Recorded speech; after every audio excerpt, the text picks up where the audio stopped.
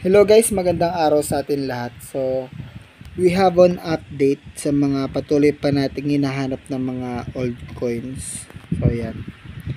Actually, meron tayong isa sa mga rare ulit na kinokolek. Kung mapapansin nyo, meron tayong dalawang 5 peso coin. Yan. So, ito yung normal na coin na ginagamit natin. Yan. 5 peso Pilipinas. And ito yung likod niya. So ito yung normal na coin natin today.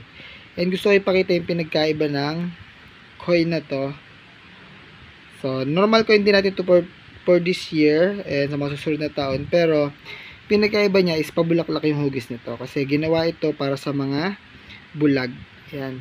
Para makapan nila kung magkano yung coin na hawak nila. Pero itinigil to kaya uunti lang din yung nailabas na gantong klase ng coin. Ginawa nilang ganto talaga. Yan. So, this is 5 peso. Medyo hugis bulaklak siya. Yan. Ang presyo po nito ay 2,500 pesos per piece. So, kung meron ganito, depende sa quality. Pwede po kayo mag-send ng picture and message us para makita po namin yung coins na meron kayo. O, kasi balang araw, tingin ko tataas yung value nito kasi tinigil nga yung pag-imprenta. So, unti yung nailabas na ganito. Kung meron kang ganitong klase ng coin, just follow and comment at wait for our update. Tapos, mag-send din po kayo ng mga picture ng mga iba nyong coin na nahawak ngayon. Baka may mataas na value na yan at titignan po namin. And update din po para dito sa 1 peso Jose Rizal. Yan.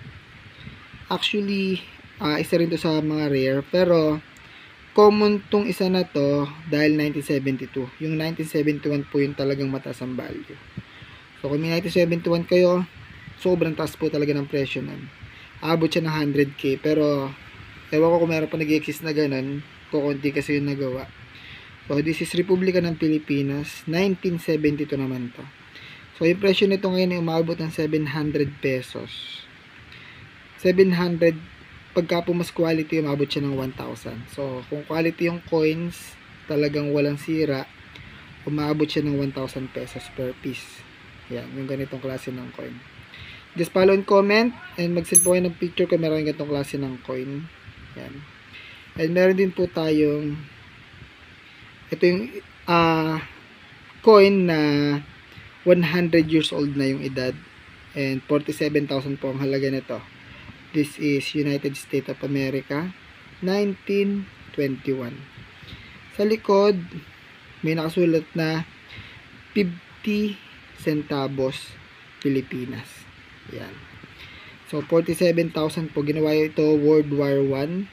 Sa unang panahon ng digmaan po, nag-exist itong coin na to. At sobrang kukunti yung ginawa nito. Yan. At kung meron ganito, just comment nyo lang po at talagang bibilin ko po agad to sa inyo kahit nasan pong lugar kayo, pwede ko po kayong puntahan doon. For now, para sa mga sure na pwede magbenta, pwede po tayo mag-meet sa Cavite. Pwede rin po tayo mag-meet sa Rizal Park or sa Laguna. So, pwede tayo pumunta ng Victoria Laguna or Binyan Laguna. Yan. And isasama ko na rin po itong update for Canada. This is a silver coin. $1984. Elizabeth II, yung likod niya ito. 1534 Jacques, tapos ayan, Carter 1984. Yan.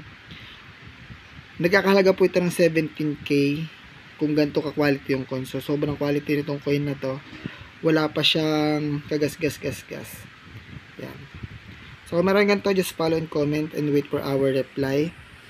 Tapos, mag-send din po kayo ng mga picture ng mga old coins na meron kayo. Yan. Titignan po natin yan. Thank you so much and God bless guys. Ingat tayo palagi. Good luck.